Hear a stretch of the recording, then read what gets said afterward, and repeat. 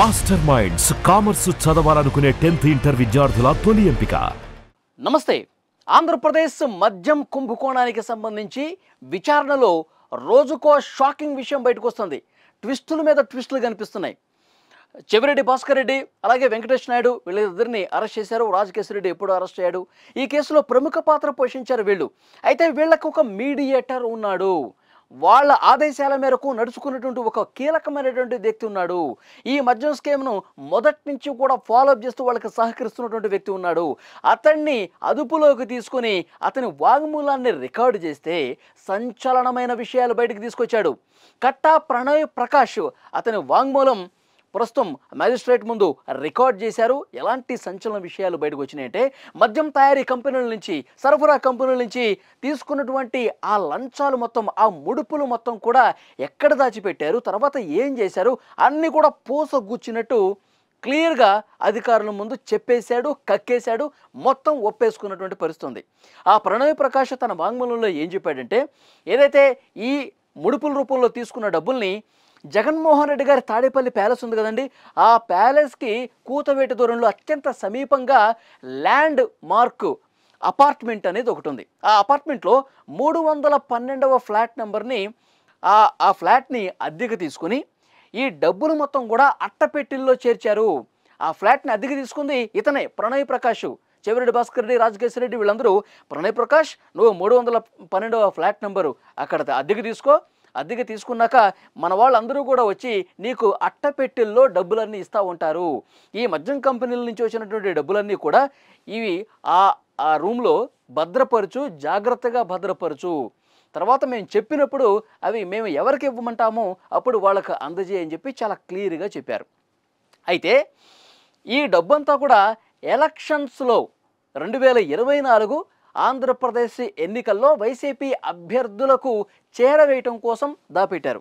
అంతకుముందు చాలా స్పష్టంగా రాజకేశ్వర రెడ్డి కూడా తన విచారణలో చెప్పారు, జగన్మోహన్ రెడ్డి ఆదేశాల మేరకే మద్యం కంపెనీల నుంచి మేము కమిషన్లు తీసుకున్నాము.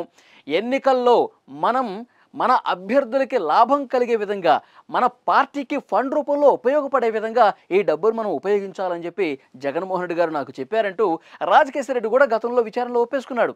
ఇప్పుడు క్లియర్గా అర్థమవుతుంది, ఆ 312వ ఫ్లాట్ నెంబర్ దగ్గరికి చెవిరెడ్డి భాస్కర్ రెడ్డి గారు కొంతమందిని పంపిస్తూ ఉన్నారు.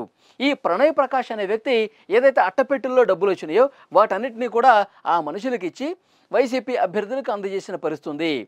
దాదాపు 500 నుంచి 700 కోట్ల రూపాయల వరకు ఈ 312వ ఫ్లాట్ నెంబర్లో భద్రపరిచినటువంటి ఈ సొమ్ముని వైఎస్ఆర్ కాంగ్రెస్ పార్టీ అభ్యర్థులకు ఎన్నికల్లో గెలవటం కోసం ఉపయోగించారన్నది చాలా క్లియర్గా ఒప్పేసుకున్నాడు.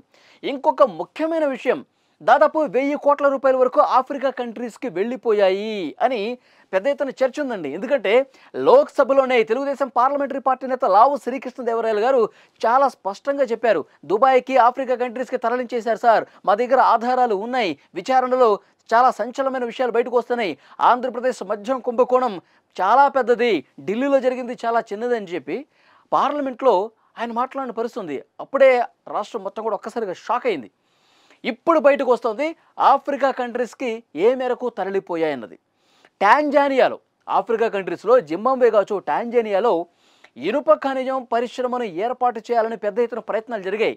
చెవిరెడ్డి భాస్కర్ రెడ్డి, రాజకేశ్వర రెడ్డి, తర్వాత వెంకటేష్ నాయుడు, చెవిరెడ్డి మోహిత్ రెడ్డి వీళ్ళందరినీ తీసుకొని ఈ ప్రణయ్ ప్రకాష్ అనే వ్యక్తి ఆఫ్రికా కంట్రీస్కి, ఈ దేశాలకు తీసుకెళ్లారు. అక్కడ ఇనుప ఖనిజం పరిశ్రమకు ఏర్పాటుకు ఎక్కడ సాధ్యాసాధ్యాలు ఏ విధంగా ఉన్నాయి, ఎక్కడ ఏర్పాటు చేస్తే బాగుంటుంది, అక్కడ ఉన్నటువంటి అధికారులతో భేటీలు నిర్వహించడం, ఇవన్నీ కూడా పలు దఫాలుగా జరిగింది, నేనే వాళ్ళని తీసుకెళ్లాను అని చాలా స్పష్టంగా ప్రణయ్ ప్రకాష్ అనే వ్యక్తి చెప్పేశాడు. అంటే మద్యం కుంభకోణం ద్వారా తీసుకున్నటువంటి డబ్బుల్ని విదేశాల్లో పెట్టుబడులు పెడతా ఉన్నారంటానికి ఈయన ఆధారం దొరికేసింది. ఎందుకంటే అధికారులు కూడా మీరు ఏ రోజు ఆఫ్రికా కంట్రీస్కి వెళ్ళారు, ఆ ఫ్లైట్కి సంబంధించిన డీటెయిల్స్, తర్వాత ఎన్ని రోజులకు మళ్ళీ ఇక్కడికి వచ్చారు, అక్కడ ఎవరెవరిని కలిశారు, ఈ డబ్బులన్నీ కూడా ఆఫ్రికా కంట్రీస్కి ఎంత మొత్తం తరలించారు, దుబాయ్కి ఎంత మొత్తం తరలించారు. ఎందుకంటే ఇతను ఎక్కువగా దుబాయ్లో ఉంటాడు. దుబాయ్ నుంచి నేరుగా ఆఫ్రికా కంట్రీస్కి మళ్ళీ హైదరాబాద్ రావటం. సో ఈ వ్యవహారం జరిగిందనమాట. ఎప్పుడైతే కూటమి ప్రభుత్వం ఏర్పడిందో, ఎప్పుడైతే వైఎస్ఆర్ కాంగ్రెస్ పార్టీ ఓడిపోయిందో అప్పుడు రాజకేశ్వర రెడ్డి హైదరాబాద్లో ఉన్నటువంటి తన కార్యాలయానికి పిలిపించుకున్నాడంటే ప్రణయ్ ప్రకాష్ని.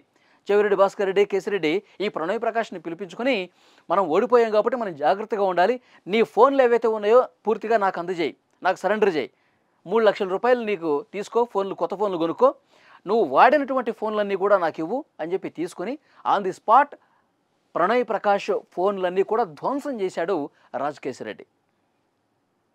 తర్వాత ఎప్పుడైతే రాజకేశ్వరరెడ్డి ప్రమేయం ఉందని చెప్పి కథనాలు వస్తున్నాయో, కూటమి ప్రభుత్వం ఏర్పడిన తర్వాత మద్యం స్కామ్లో రాజకేశ్వరరెడ్డి ఉన్నాడు అని చెప్పి పెద్ద ఎత్తున చర్చ జరిగిందో, మీడియాలో కథనాలు వచ్చాయో, సార్ మీ పేరు ఇప్పటికే చాలా వరకు పేపర్స్లో వస్తుంది, టీవీలో వస్తుంది, నాకెందుకో భయంగా ఉంది సార్ అంటే, ఏం భయపడాల్సిన పని లేదు, నువ్వు ఫస్ట్ దుబాయ్ వెళ్ళిపో, కొన్ని రోజులు దుబాయ్లో ఉండు, మేము చెప్పే వరకు అన్నారు.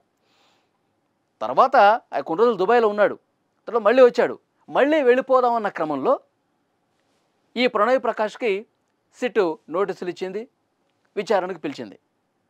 కొన్ని రోజులు విదేశాలను దాక్కున్నాడు, ఇక రాక తప్పలేదు, సిట్ అధికారులు ఒత్తిడి ఎక్కువ అవుతుంది, ఏదో ఒక రోజు రావాల్సిందే. సో విచారణకు వచ్చి మొత్తం విషయాలు గక్కేశాడు.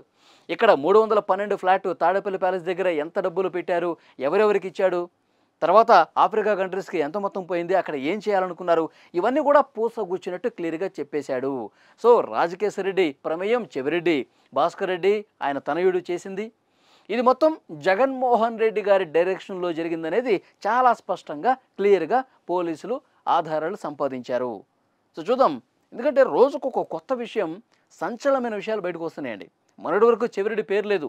సో విచారణ చేస్తూ ఉండగా అప్పుడు చెవిరెడ్డికి సంబంధించిన ఆధారాలు లభిస్తే ఆయన అరెస్ట్ చేశారు. ఆయన యాక్చువల్గా శ్రీలంక పోదాం అనుకున్నాడు, కొలంబో వెళ్ళిపోయి హ్యాపీగా ఎంజాయ్ చేద్దాం అనుకున్నాడు.